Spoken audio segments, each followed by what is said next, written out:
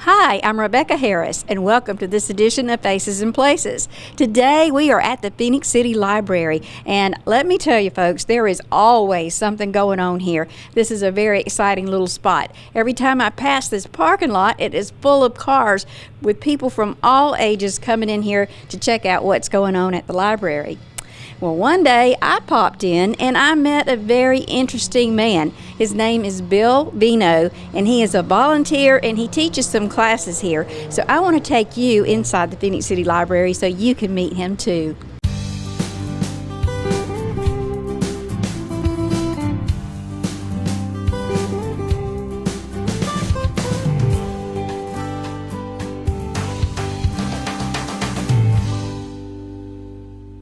So I heard that there is a new program here at the Phoenix City Library, and it's called Makerspace. I bet that's where Bill is. So y'all come join me. Let's go see if we can find him. Hey, Bill, how are you doing today? Hi. Just fine. How you doing? Hope I'm not interrupting. No, just straightening up for right now. All right. Well, I'm here with CTV Beam today, and I heard about this Makerspace, and I want you to tell me a little bit about that. But first of all, please tell us a little bit about you and what you do here at the library. Okay. Well, I retired in the military and civil service, and then my background is teaching. I've been teaching 30 plus years, and my degree is in teaching. And I just want to get back to the community, what I've learned over my years of experience in woodworking and some of my model rocketry hobbies and electronics, what have you. And I started off tutoring GED here at the library. And the director would ask me, can you do this? Can you do this? Can you do this? And it grew and grew and grew. And she gave me this room to turn it into a makerspace. And I decided, oh boy, I get to play. So lots of educational things that we have, and then we've incorporated in here to include even acquiring other volunteers from the community to come in and teach quilting and sewing and painting. We have a lady that did a painting class in here with a bunch of young children, and that's the beach scene that she had them paint originally. Well, that's great. Where are you from? I'm out of Smith Station. Okay. Is that where you grew up, or are you just here? No, I was born in Detroit, Michigan. Okay. And I joined the Marines during the Vietnam time. Well, thank you for your service. And went overseas, came back, and retired from the Marines, and then got in civil service with the Army at Fort Rucker, and retired from down there, came here. And I can't be retired. I've got to stay busy. Well, what made you decide to stay here? Seemed like the place to be. Wow. I actually was stationed here at one time, and came back, still have a house here. Just moved back because it was a nice place to be. Well, I have quite a few friends who retired and stayed here, and I'm glad you did, because you are quite the asset to the community, and I want to thank you for everything that you do here.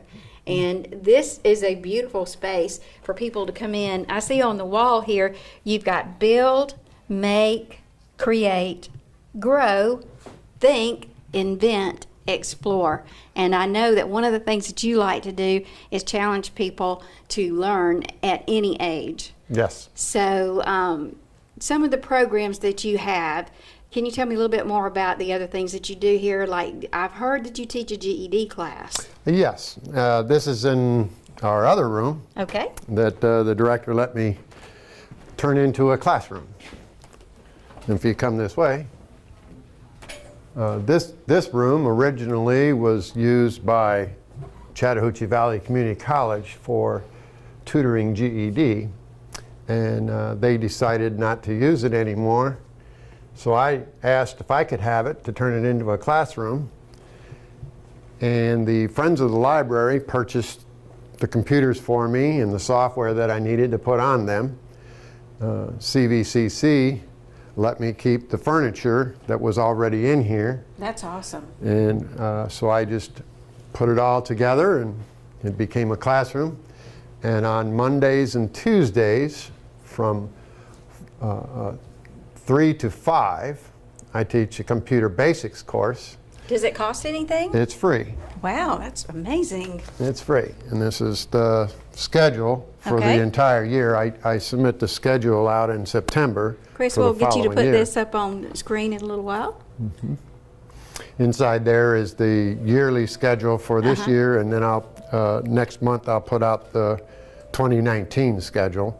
It will pretty much follow the same, and also on the Phoenix City website, the library website, is the schedule also. That's So great. if they can't get a brochure, they can go to the website, and it has what we're teaching and when we're teaching it. Okay. I keep the training that I do in here at a very basic level.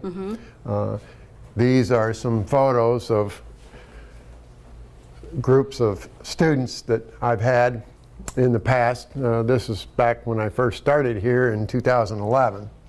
This is my 7th year as a volunteer here, teaching these classes. That is wonderful.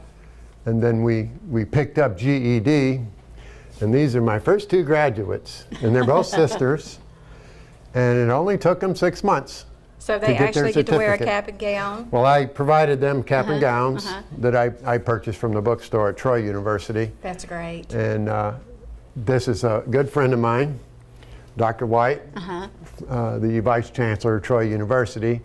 He graciously came over and did the presentation for us and presented their diplomas to them. Yes, I've met Dr. White many times, and he is an amazing asset to the community as well. He is. He's just the greatest.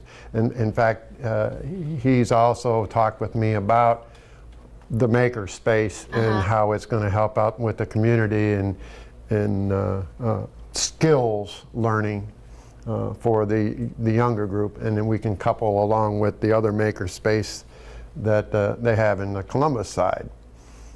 Well, I'm very excited about that. And another thing I'm excited about is your actual computer classes. So can you tell me a little bit about that and how you got started with that concept? Well, how it got started is when I first went to a website to look for volunteer work, because I really can't be retired. I've got to be busy. That's great. There was a taxi cab driver that was wanting to get his GED so he could get a decent job. He was tired of driving cabs. And the Lee County Literacy Coalition asked me if I would tutor. And they said, meet him at noon on Wednesday at the Phoenix City Library. Well, I didn't even know where the Phoenix City Library was. So I stopped at the restaurant out in town, and they gave me directions. I came Now, here. how long ago was that? This was March of 2011. Okay. So I came here and met the director, and she asked me, they were doing sort of a makeshift computer literacy thing, but it wasn't really any kind of formal training. I had recently retired from Fort Rucker, where I was the chief of staff and faculty down there, and my job was a training developer. And we got to talking, and she wanted to put in for a grant to get some money from the Alabama Public Library System to get computers and software so we could build a program. And when I read the paperwork that we had to fill out, the one thing it wanted to know is, what program is this for? Well, we didn't have a program, so I decided to develop a program. And we came up with the acronym ACES, Adult Computer Education for Skills. All right. Is what it stood for.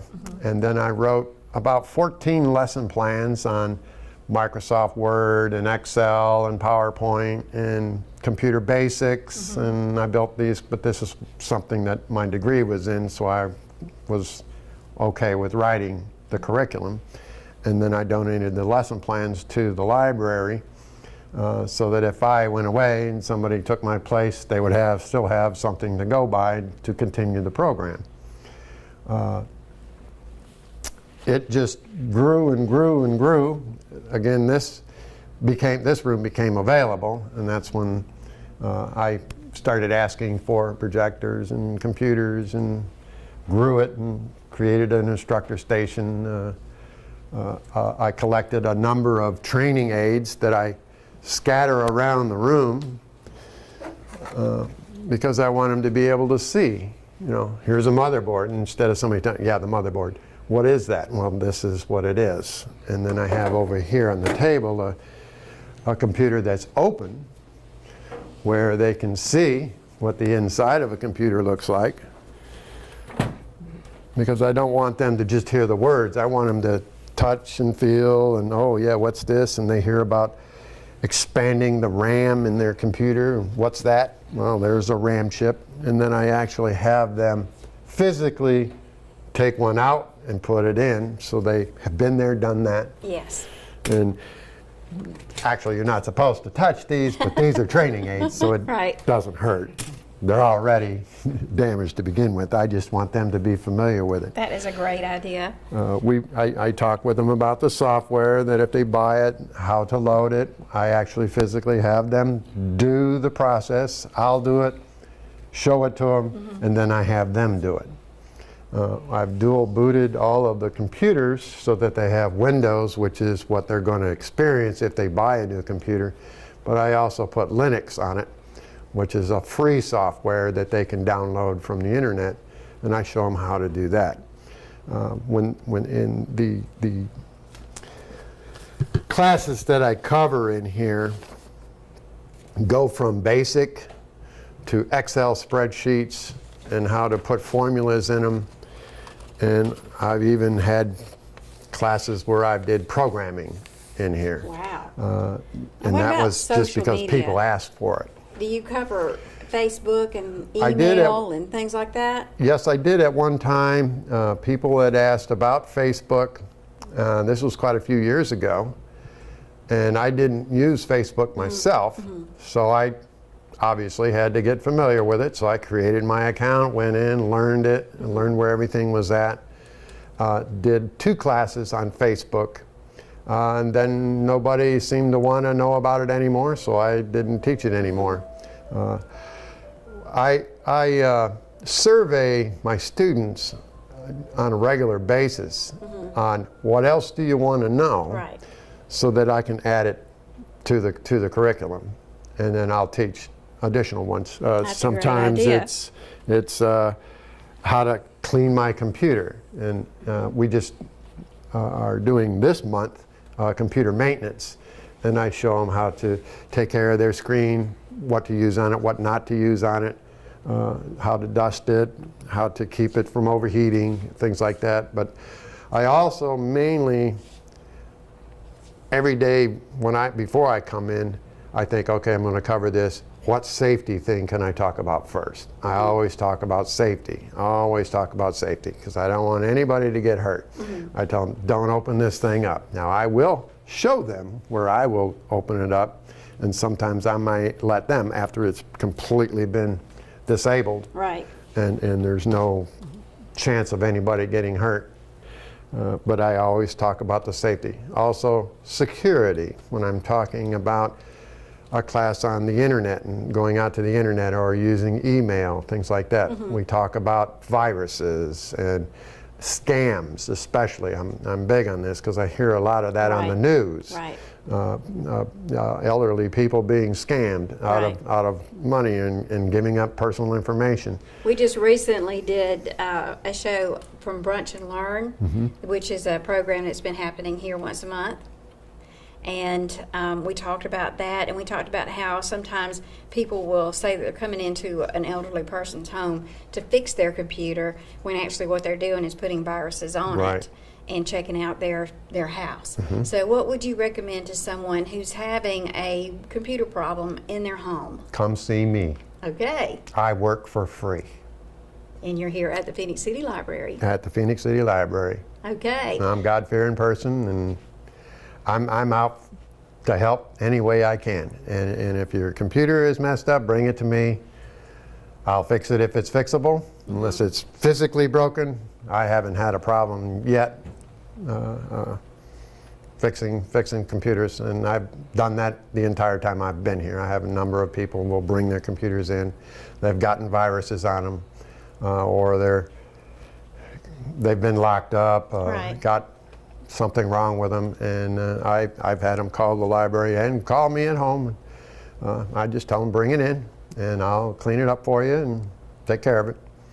Well, you know, it can really be life-changing for a person who has not had any experience with a computer at all, because you can't do any kind of business whatsoever these days if you don't know how to use a computer or at least email. Totally agree. And a lot of the students that come in at my age group, the first thing they say is they're apprehensive about coming because they're afraid of the computer. Right. And the first thing I show them, you're in control. If the computer doesn't do what you want to do, that's all you got to do. Unplug it. You're in control. Right. And don't be afraid of it. Right. And I take them through a training process to show them that this is just a machine. Right. This thing is really, people think a computer is smart. It's not smart. Mm-hmm. It's really stupid. It will attempt to do things right, but really you control what goes on. And I get replies from a number of my students saying that, and an elderly lady was in here just this week saying, Mr. Vignoe, yes, I'm not afraid of that computer anymore. I know when I first came here, I was scared to death to even touch it. And now, no problem. And she's just totally at ease with it. I haven't had any students walk out of here being afraid of the computer anymore. I've always gotten that comment that they're not afraid of it anymore. Well, that's great, Bill. And I commend you because of your personality. You just set people at ease about things, and then they're not intimidated about it anymore, and they're not intimidated by you because you do such a great job. Oh, thank you. Yeah. Well, is there anything that you would like to say to people about computers other than about safety and maybe the reasons why they need to know how to use a computer? Well, as you said earlier, today, pretty much everything that you deal with deals with computers. Right. The ATM machine, when you walk up to the bank to get some money out or put money in, the cash registers, if you're looking for a job, especially, right, you need to know at least the basics of computers. I have a number of students that have come here going to college. One young lady, she was attending a course at a local college, and she had to put together a PowerPoint slide presentation, and she had never worked in PowerPoint before. And along with that, she had to build an Excel spreadsheet. So I sat her down and we did one-on-one training, and I showed her and helped her. Luckily, she already had her outline done, and I said, there's the core part of your slide presentation. Use these as your titles and then put your content in the center. And then she go, oh, yeah, that's pretty easy. Well, that's great. And it made it easy. And I try to keep it down as basic as possible, because I know I personally have attended a lot of college courses, and they talk way over your head. Right. You sit there and you go, huh? And I've experienced that, and I know I don't like it, and I know the others don't like it either. I know so I make sure that I don't go there. Excuse me. Yes. I know sometimes when you call a support line for help, they do talk so above your head you can't follow what they're saying, or they talk so fast you can't do what you need to do to get to where you need to find your help. So to have someone that they can actually come in here and talk to in person is just an amazing thing, and I want to thank you for doing that for our community. Okay. All right. We also do GED on Wednesdays, which is like today, later from 4 o'clock to 5 o'clock. Okay. Well, if someone wanted to get in touch with you to talk to you personally about coming over here and doing this class, is there a way that they can get in touch with you here at the library? Yes, they just call the library and the people out front, anybody that answers the phone. They're all familiar with the schedule. Myself, they have my personal number. They can contact me if need be, but all they have to do is come. I have a sign-up sheet there at the door. Also the handouts that show what we're teaching and when. It's got the dates, the times. for the computer class or the GED, if they want to get their GED. And all of it's free. It's all free. That And is also, a key any word maintenance right I do there. on their computer is free too. I do not charge for anything. I'm retired. That's awesome. Well, Bill, like I said, we appreciate everything that you're doing for the community. And I wanted to ask you to touch on this subject again. You talked about how you're retired from 3 different things and that you just have to be busy. And I understand being busy, but being busy doing something that makes a difference, I can tell is very important to you. So can you tell me a little bit more about why you wanted to be a volunteer? Well, probably my mother. Okay. When I was brought up, my mother brought me up. My father was a truck driver, so he was always on the road. My mother pretty much took care of us 7 kids. Wow. And she taught us giving is what it's about.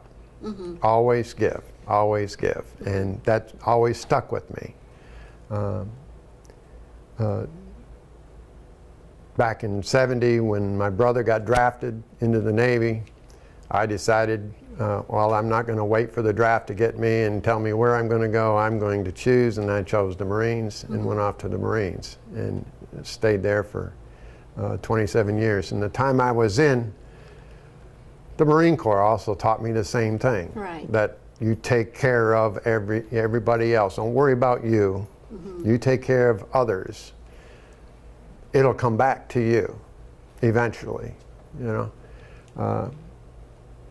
So I just sort of adopted a philosophy, a personal philosophy, that you take care of others first. And and the good Lord will take care of you. That's right. In the long run, and I just did that, and that's just me. That's just what I like to do. I like to, and that's why I got into the education business, and I got into education sort of off the side. I like to see the person that walks in, and it starts off, they're afraid of this thing.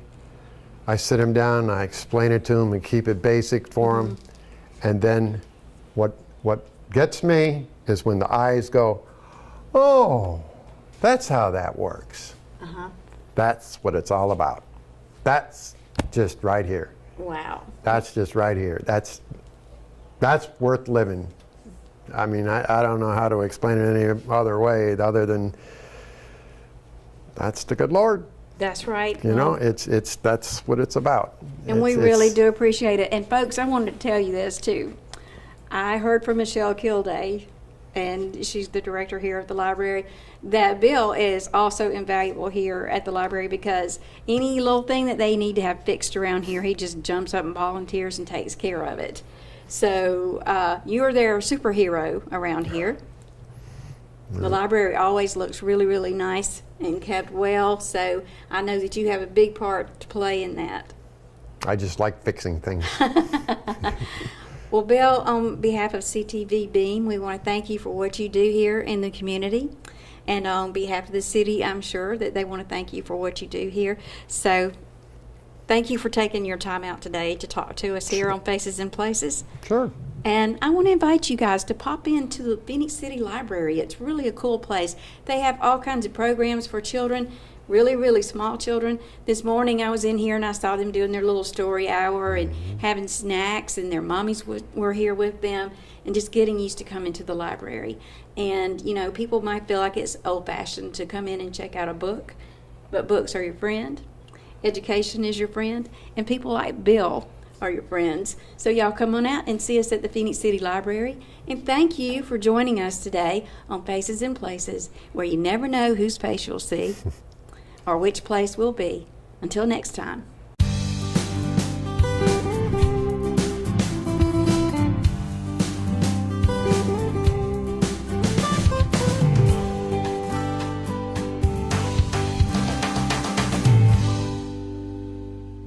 Hello, my name is Joshua Harp with CTV Beam, and in this instructional video, I'm going to show you how to troubleshoot your source or video input with your TV and remote. So sometimes, even though your TV is properly hooked up, you may not see live channels. This may be because you've switched the input or source of your video feed by accident. With this HD or DVR box remote, the video input is located on the top left. As you can see, there are a number of options, and so you might have accidentally changed the video input source. In most cases, your cable box is hooked up through an HDMI cable.